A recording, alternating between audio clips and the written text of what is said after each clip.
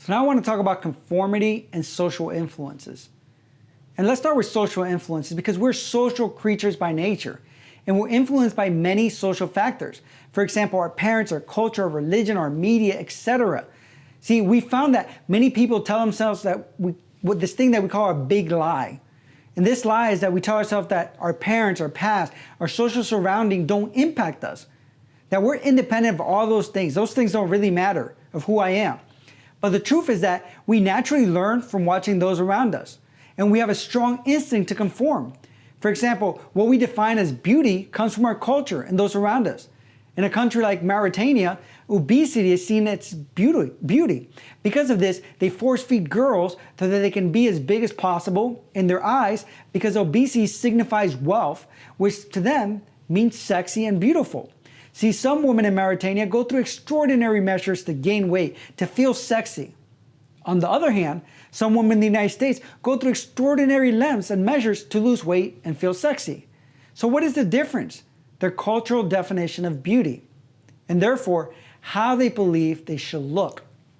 There's many other examples of the social influences on us. Actually, you can go on YouTube and do a search on conformity and you'll be blown away. Facebook, I'll give you an example of Facebook.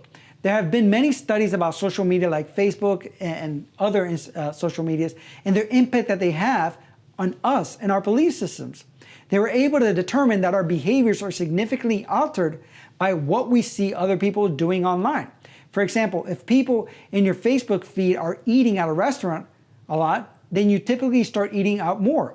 If they start consuming more alcohol, then you probably start consuming a little bit more alcohol. This happens because those around us help us define what we see as normal. Now, I want to dig deeper into conformity too.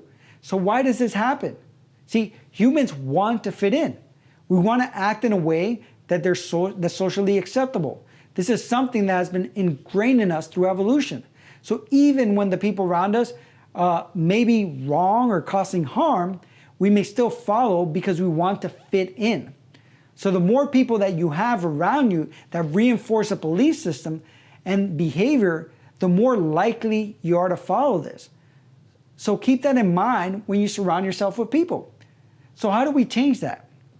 We start by surrounding ourselves with people that will support our new story and help us see it as normal. For example, if you want to be healthier, surround yourself with healthier people, people that value health.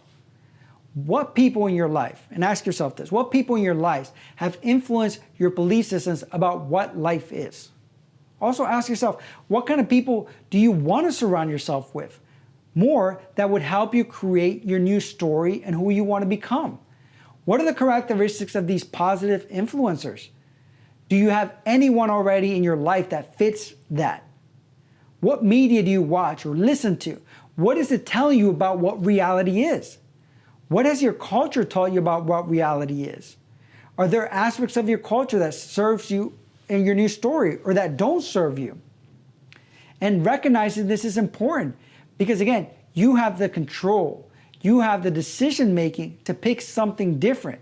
If something's not serving you, you need to recognize that whether you like it or not, social influences are happening and they're helping you define who you are and your future. So you have to develop an understanding of that and be willing to say, what do I need to do different? What do I need to expose myself differently so that social influences are helping me grow and develop the way that I want to grow and develop? Thank you.